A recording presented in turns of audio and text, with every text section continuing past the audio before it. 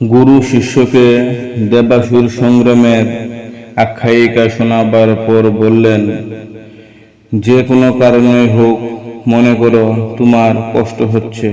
যদি কেউ জিজ্ঞাসা করে তোমার কিরকম কষ্ট হচ্ছে, তুমি কি একটা তুলনা দিয়ে বোঝাতে পারবে?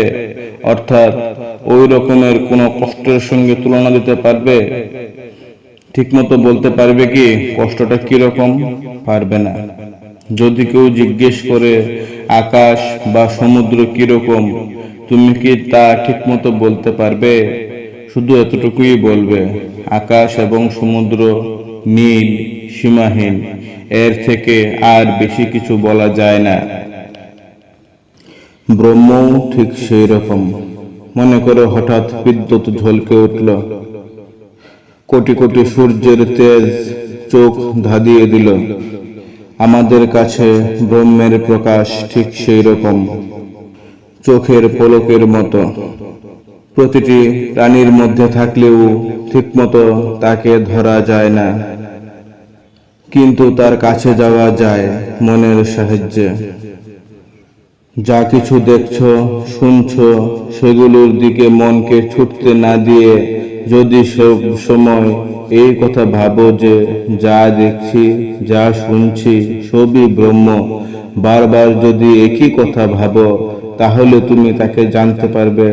তোমার দুঃখ কষ্ট তোমায় ছুঁতে পারবে না, সব সময় তুমি আনন্দে থাকবে। তিনি আত্মা নামে তোমার আমার প্রতিটি বস্তুর মধ্যেই আছেন।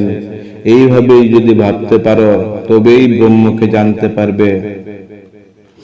কিন্তু শিষ্য গুরুর এই উপনিষদ শুনেও তৃপ্ত হতে পারলেন না।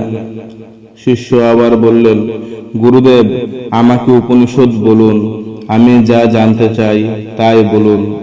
উত্তরে ঋষিগুরু বললেন, তুমি যা জানতে চেয়েছ তোমাকে তাই বলছি, উপনিষদই তোমাকে বলছি। ব্রহ্মজ্ঞানের কথাই তোমায় শুনিয়েছি। ইন্দ্র, চন্দ্র, বায়ু, বরুণ, অগ্নি এরা সবাই আমার ইন্দ্রিয়ের দেবতা। এদের পূজা আরাধনাই শেষ কথা নয়। এদের উপরেও একজন আছেন, যিনি এদের সৃষ্টি করেছেন, এদের দিয়ে কাজ করাচ্ছেন, যার শক্তির কোনো সীমা পরিসীমা নেই। তিনি হলেন ব্রহ্ম, আত্মারূপে তিনি সবার মধ্যে আছেন। আমি তোমাকে তারই কথা বলেছি। তোমার প্রশ্নের ঠিক ঠিক উত্তরই আমি দিয়েছি, যাতে তোমার মধ্যে আর ভেদাভেদ না জাগে। এরপর তুমি জিজ্ঞেস করতে পারো, সেই ব্রহ্মকে পেতে হলে কি করতে হবে? তার উত্তরে বলি, তপস্যা করো। দেহ, মন, ইন্দ্রিয় দিয়ে তার তপস্যা করো। নিজের চিত্তকে কখনো চঞ্চল হতে দেবে না। ফলের আশা না রেখে সততার সঙ্গে কাজ করো। আর অর্থ বুঝে বেদ বেদাঙ্গ অধ্যয়ন করো। কখনো মিথ্যার আশ্রয় নেবে না, সত্যনিষ্ঠ হবে। তাহলেই দেখবে তোমার জ্ঞান চোখ খুলে গেছে। সবকিছুর মধ্যেই তুমি ব্রহ্মকে দেখতে পাবে। তুমিও তখন ব্রহ্মের মতো বিরাট হয়ে যাবে। কেননা সত্যই যে তার আয়তন, বেশ তা না কেননা সত্যই যে তার আয়তন, শরীর, আধার ও আশ্রয়। লাভ হবে তোমার অমৃতত্ব, জীবন মুক্তি, যেখানে কোনো দুঃখ, জ্বালা, যন্ত্রণা, আশা নিরাশার দ্বন্দ্ব নেই। সর্বপাপহর যে আনন্দকে হারিয়েছিলে, আবার সেই আনন্দ ফিরে পাবে।